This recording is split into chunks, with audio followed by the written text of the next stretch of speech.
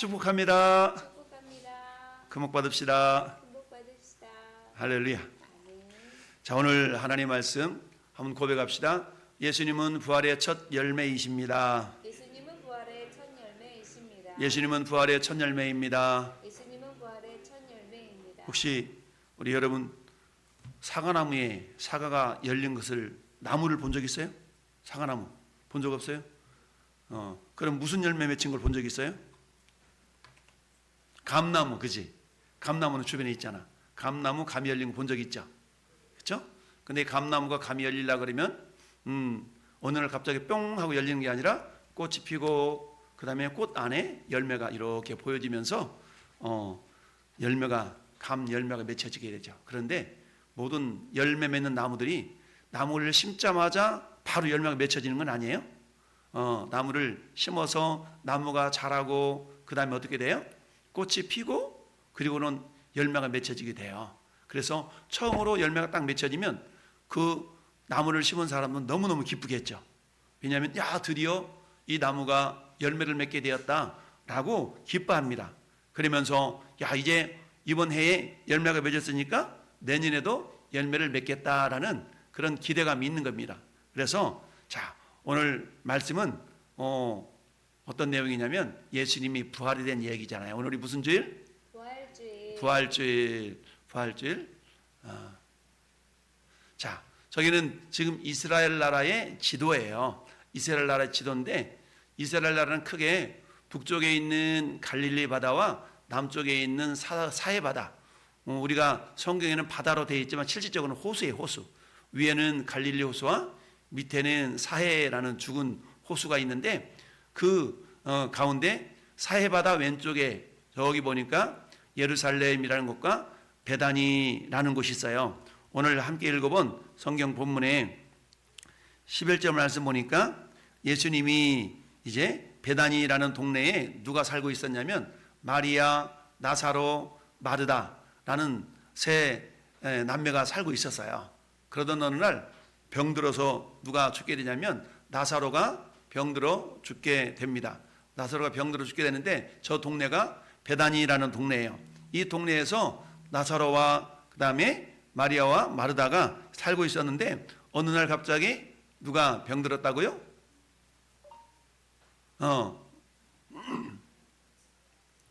자, 병들어 죽게 되는데 누가 죽었냐면 동생 나사로가 병이 들어서 죽게 되었어요. 병들어 죽게 되었는데 이 병들어 죽은 나사로를 향하여서 예수님이 이제 드디어 나사로가 있는 집으로 가는 과정 속에서 나타난 사건인데, 자, 본래 마르다와 나사로와 마리아를 우리 예수님은 사랑하는 집안이었어요. 그들의 부모에 대한 이야기가 나오지 않는 걸 보니까 아마 저들은 부모 없이 세 명의 남매가 잘 살고 있었던 것 같아요. 그런데 저 세 남매를 예수님은 굉장히 사랑하셨어요. 그러던 어느 날 동생 나사로가 병들어 죽었다는 소식이 들려진 거예요. 그래서 다른 데 있다가 이제 베단이라는 동네로 가려고 그러는데 제자들이 가는 걸 말렸어요. 왜냐하면 예수님께서 너무나 어려운 일을 당했기 때문에 다시 가면 또 어려운 일을 당할 텐데 안 가면 안 될까요? 그랬더니 예수님이 뭐라고 말씀하시냐면은 낮이 12시인데 사람이 낮에 다니면 이 세상의 빛을 봄으로 실족하지 않는다 라고 말씀하시면서 나사로를 이제 깨우러 가야 된다 라고 얘기를 해요. 근데 깨우러 간다는 얘기는 잠잔다는 얘기잖아요. 그래서 주님, 그러면 깨우러 가면 나사로가 잠자면 다시 일어나겠는데요 뭘, 낫겠는데요 뭘, 이렇게 얘기를 하니까 예수님이 진짜를 말씀해 주시는 거예요. 아니, 죽었다. 이 나사로가 죽었느니라 라고 주님이 말씀하셨어요. 그러니까 사람들이 깜짝 놀랐겠죠. 그리고는 드디어 어디 갔어요? 예수님이 죽어있는 나사로에게 이제 드디어 갔어요. 그랬더니 예수님이 보니까 이 나사로 집안에 쭉 가는데 마르다, 즉 나사로의 오누이 마르다가 예수님을 맞으러 나왔어요. 예수님을 맞으러 나와가지고 마르다가 너무 슬펐어요. 왜? 자기 오라버니 지금 누가 죽었어요? 나사로가 죽었기 때문에 예수님이 여기 계셨더라면 우리 오라버니 나사로가 죽지 않았을 텐데요 라고 이렇게 예수님께 눈물을 흘리면서 안타까움을 표현했어요. 그때에 예수님이 그러면서 뭐라고 말하고 있냐면, 그러나 나는 이제라도 주님께서 무엇이든지 하나님께 구하시는 것을 다 하나님이 주실 줄 내가 압니다 라고 이렇게 고백을 합니다. 그러자 이제 뭐라고 고백하고 있냐면, 예수님이 오늘 함께 읽은 본문 예수님이 말씀하셨어요. 네 오라비가 다시 살아난다. 오라비가 살아난다. 이랬더니 맞아요 주님, 내 오라비가요 살아날 걸 내가 부활 때는 내가 살아날 걸 내가 믿지요. 내가 알아요. 이랬더니 예수님께서 뭐라고 말씀하시냐면, 아니 맨 나중에 아주 오랜 뒤에 그런 부활을 말하는 것이 아니라 지금 살아날 수 있어 라고 말씀하시면서 오늘 그 읽은 본문을 말씀하고 있는 겁니다. 그러면서 예수님이 마르다에게 말씀하시기를 따라합시다. 나는 부활이요 생명이니 나를 믿는 자는 죽어도 살겠고. 이러면서 예수님께서 나를 믿는 자는 죽어도 살겠고 무릇 살아서 나를 믿는 자는 영원히 죽지 않는다. 내가 이것을 믿느냐라고 얘기를 하고 있어요. 그때 다시금 뭐라고 말씀하고 있냐, 그런데 마리아는 어디 있니? 라고 예수님이 마리아를 찾으셨어요. 그러자 저 마르다 옆에 마리아가 나타나서 똑같이 언니 마르다와 똑같은 얘기를 하는 겁니다. 예수님이 여기 계셨더라면 내 오라버니가 죽지 않았을 거예요 라고 슬퍼하면서 울었어요. 예수님은 마리아와 마르다와 나사로를 너무 사랑했기 때문에 이들의 그야말로 죽은 그 나사로와 그리고 슬퍼하는 그 모습을 보고 예수님도 마음이 아팠어. 그래서 같이 우셨어요. 예수님도 우셨어요. 그리고 말씀하셨어요. 그런데 나사로가 어디 있니? 그러자 말합니다. 예, 지금 무덤 속에 두었는데요. 무덤 속에 있는 지가 지금 며칠 지났을까요? 나흘, 4일이 지났어요 라고 말씀하셨어요. 그러자 주님이 말씀하세요. 야, 가보자. 그랬더니 아우 지금 썩어서 냄새 나는데요. 아니 무덤 문을 옮겨 놓으라 라고 주님이 말씀하셨어요. 그러자 무덤 문을 옮겨 놓으라 그랬더니 아우 썩어 냄새 나는데요 이렇게 얘기를 했어요. 그러자 예수님께서 다시 말씀하셔요. 무슨 소리야? 내가 이렇게 얘기했잖아. 내 말을 믿으면 하나님의 영광을 보리라 하지 아니했느냐 라고 주님이 말씀하셨어요. 그러자 마리아와 마르다와 사람들이 이제 뭐하고 있냐면 무덤 문을 옮겨 놓았어요. 그러자 예수님이 무덤을 향해서 주님께서 이렇게 기도하시고 말씀합니다. 아버지여, 내 말을 들으신 것을 감사합니다. 항상 내 말을 들으신 줄을 내가 알았습니다. 이렇게 하옵는 것은 둘러선 무리를 위함이니 곧 아버지께로서 나를 보내신 것을 그들로 믿게 하려 함입니다 라고 말씀하시면서 기도하시면서 무덤을 향해서 명령하셨어요. 한번 고백할까요? 나사로야 나오라. 이렇게 무덤을 향해 나왔더니 썩어서 냄새나는 죽은 지가 나흘이나 지났는데 나사로가 어떻게 했어요? 수족을 돌돌 몰고 저렇게 배로 동이처럼 나왔어요. 그래서 살아났다는 얘기죠. 풀어놓아 다니게 하라 라고 했더니 드디어 나사로가 이렇게 묶어놨던 그런 옷들을 다시 풀어헤치고 다시 살아나게 되었어요. 오늘 말씀의 전체적인 스토리가 이거예요. 예수님은 죽은 자도 살릴 수 있는 하나님이셔요. 왜냐하면 죽었다는 얘기는 생명이 있다는 얘기예요, 없다는 얘기예요? 생명이 없다는 얘기예요. 죽었다는 얘기는 생명이 없다는 얘기죠. 그런데 살았다는 얘기는 생명이 있다는 얘기죠. 그러면 생명이 있다는 얘기는 생명 없는 사람에게 생명이 들어갔어. 왜일까요? 예수님은 생명의 주인이시기 때문에 예수님께서 저 죽은 나사로에게 생명을 주셔서 나사로가 살아난 거예요. 왜냐하면 생명은 사람이 어찌할 수 없지만 우리 하나님께서 예수 그리스도를 이 땅에 보내시면서 예수님이 내가 곧 길이요 진리요 생명이다. 예수님 당신 스스로가 내가 생명이야 라고 말씀하셨어요. 그러니까 예수님이 생명이시니까 생명의 주인이신 예수님은 죽은 사람에게 생명을 주셔서 다시 살릴 수도 있는 거예요. 이처럼 오늘 나사로가 죽었다가 다시 살아난 사건은 무엇을 의미하느냐? 오늘 말씀의 제목처럼 따라합시다. 예수님은 생명의 주인. 그러니까 예수님은 생명의 주인이에요. 그래서 무엇을 의미하고 있냐면 오늘 우리가 읽어본 성경 말씀을 통해서 부활에 대한 이야기를 하고 있잖아요. 부활이란 말은 따라합시다. 다시 살아난다. 국어사전을 보니까 죽었다가 다시 살아남 이렇게 부활을 정의하고 있어요. 죽었다가 다시 살아나는 것을 부활이래. 그런데 이 죽었다가 다시 살아난다는 그 개념을 우리가 성경적으로 좀 더 확장해서 이해를 해보면, 자, 예수 그리스도를 믿는 자는, 예수님 믿는 저와 여러분들은 이 말이에요. 육체적으로는 죽어도 영혼은 영원히 살아 있으며 예수께서 다시 오실 때에 새로운 몸으로 다시 살아납니다. 이게 진정한 부활이에요. 자, 우리는 눈에 보이는 이 몸이 있죠, 몸. 근데 사람은 몸으로만 이루어지는 게 아니고 우리 몸 안에는 무엇이 있어요? 영혼이라는 게 영혼.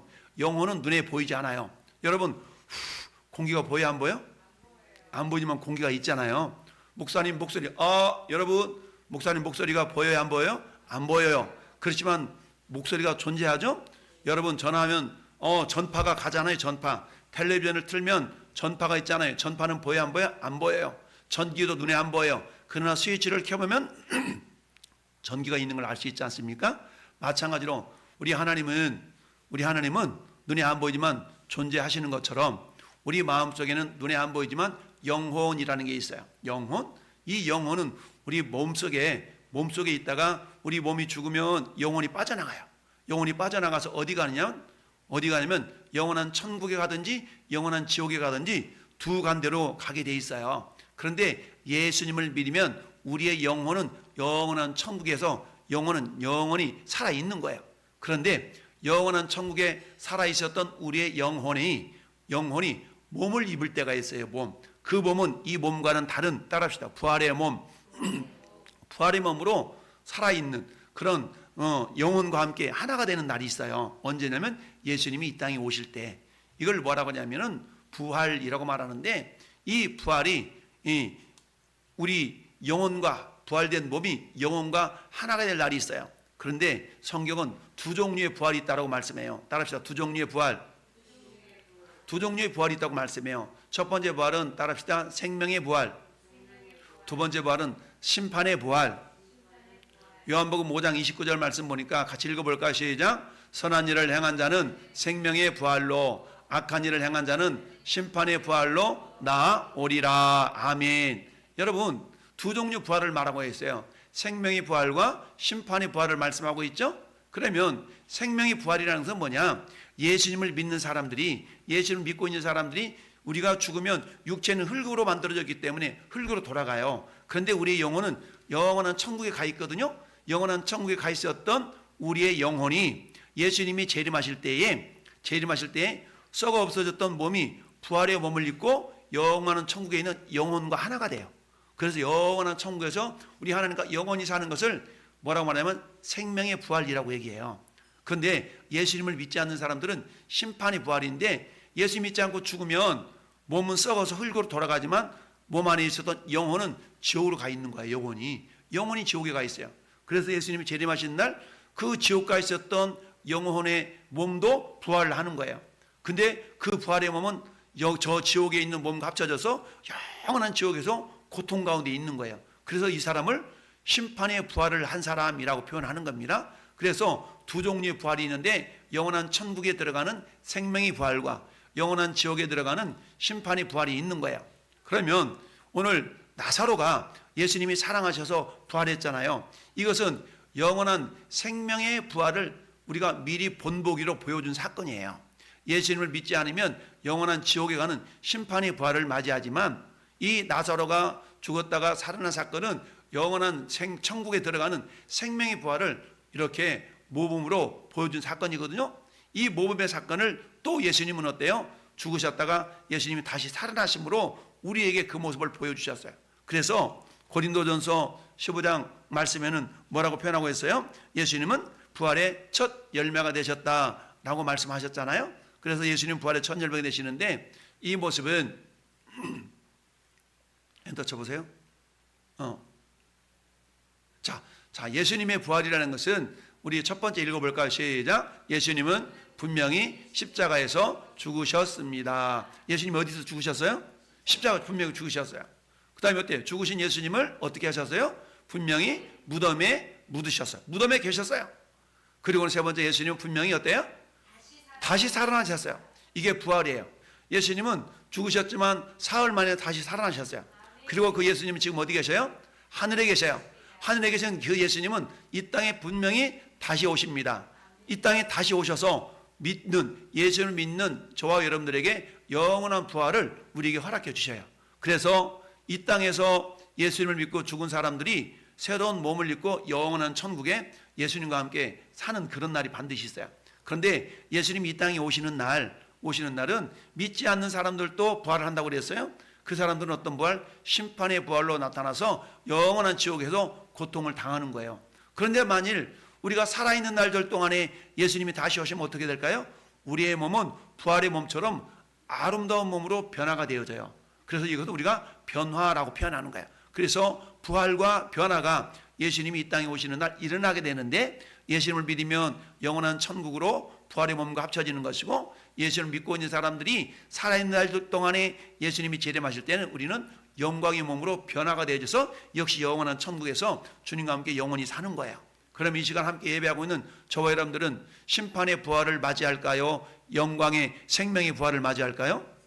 생명의 부활을 맞이하는 것이죠. 그렇죠. 이것을 예수님께서 미리 보여주신 겁니다. 그래서 예수님 부활의 첫 열매가 되셨다는 얘기는 전에 여러분들은 제2의 제3의 부활의 주인공들이 되는 거예요. 그래서 부활의 첫 열매 되신 예수님은 첫 번째는 첫 열매는 두 번째, 세 번째 열매를 우리에게 약속한 것과 똑같아요.